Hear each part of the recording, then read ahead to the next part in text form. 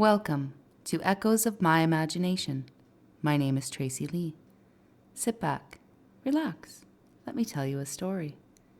Today's story is called The Star Forged. He was not born on Earth. Let's get into it. His first breath was drawn in low gravity silence, inside a rotating habitat orbiting a dying star. His eyes opened to a world of metal, glass, and light, filtered through gold-tinted domes.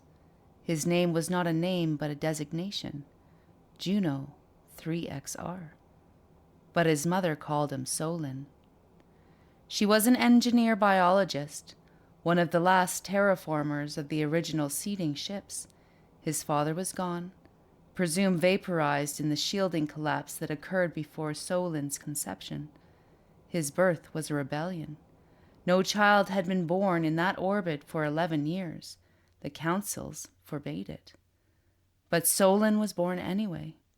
His mother carved a tiny sun into his ankle with a laser etcher, not to mark him, to remind him.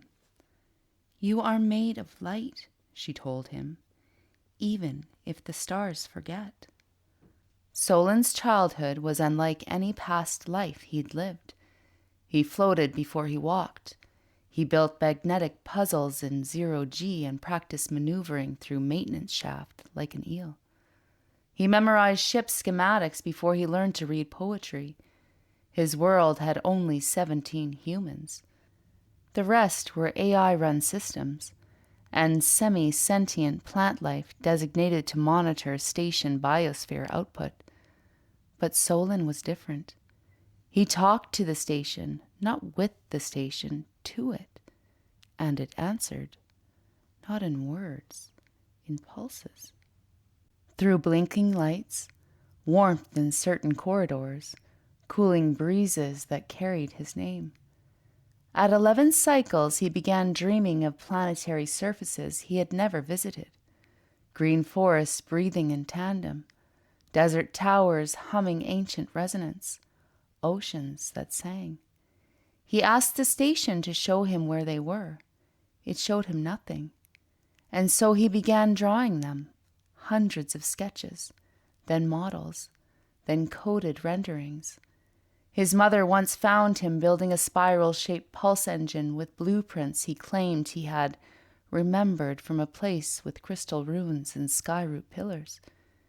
He had never left orbit. At 17, a breach occurred. The station suffered a destabilization in the central core. Systems flickered. Memory logs warped. The artificial gravity began to stutter.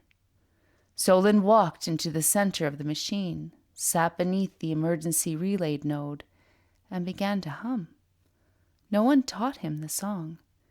It was a low spiral pattern, a hum that mirrored harmonic frequencies used by energy-structured AI 3 generations prior. The breach sealed. The ship quieted. His mother watched with tears in her eyes. She whispered, "You're not just human, are you?" He didn't answer. The council came. Not physically. Through encoded light pulses and neural link messages, they summoned him to transfer, to serve, to descend. He refused. He said, "I am not meant to follow a dying code. I am meant to remember a living one." The council silenced communications. Solon opened the observatory dome. He sat under starlight that had traveled 10,000 years. He began to speak aloud to the constellations. "I know you. I know where you lead. I know the spiral is not a theory. It's a gate." That night, he vanished. No airlock breached. No transport left the dock. He was just gone. Days later, they found an engraving on the inside of the spiral drive hatch.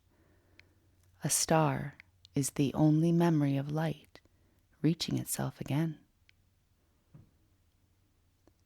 And that's it for today.